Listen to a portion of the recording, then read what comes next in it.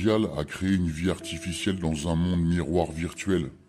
Les formes de vie sont créées par le processus d'émulation cérébrale.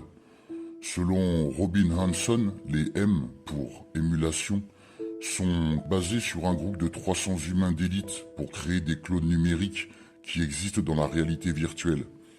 Ils ont créé une forme de vie virtuelle d'intelligence artificielle qui vit dans les nœuds de l'Internet de tout. Un nœud est un dispositif électronique connecté à un réseau et capable de créer, de recevoir ou de transmettre des informations sur un canal de communication. Un jumeau numérique est une réplique numérique d'une entité physique vivante ou non vivante. Considérez un jumeau numérique comme un pont entre le monde physique et numérique. Premièrement, les composants intelligents utilisent des capteurs pour collecter des données sur l'état en temps réel de l'environnement physique. Les composants sont connectés à un système basé sur le cloud qui reçoit et traite toutes les données surveillées par les capteurs.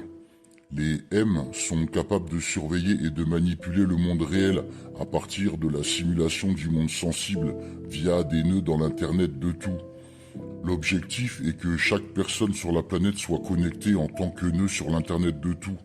Comme tout appareil intelligent, les nœuds humains peuvent être utilisés pour surveiller et manipuler l'environnement. Robin Hanson a travaillé pour Lockheed Martin, NASA, DARPA et IARPA.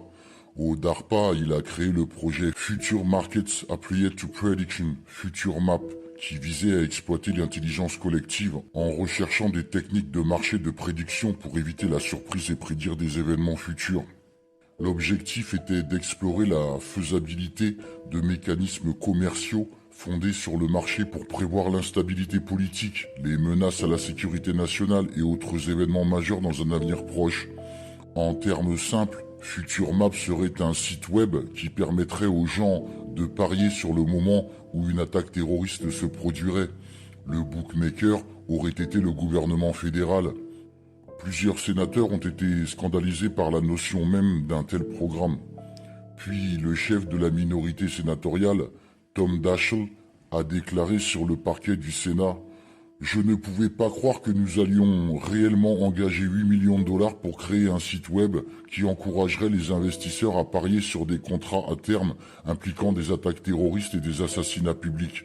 Je ne peux pas croire que quelqu'un proposerait sérieusement que nous traitions la mort. Combien de temps cela prendrait-il avant que vous voyiez des commerçants investir de manière à obtenir un résultat souhaité ?»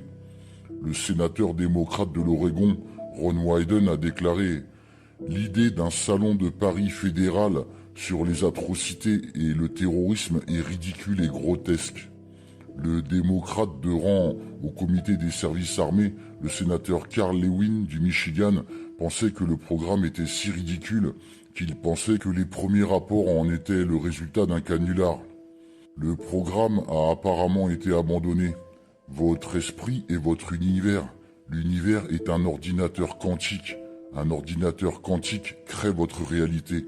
Votre réalité est créée dans votre esprit via un portail vers un univers parallèle simulé par ordinateur quantique. Il existe une technologie pour enregistrer l'activité neuronale. Cette technologie peut créer une carte du cerveau. Ensuite, il y a la technologie qui utilise des superordinateurs puissants pour simuler la personnalité de ces individus. Cette technologie peut créer des expériences simulées qui peuvent ensuite être téléchargées dans le cerveau et la personne les vit comme si elles étaient la réalité. Les différences sont visibles avec une observation étroite de soi et du fonctionnement de la réalité.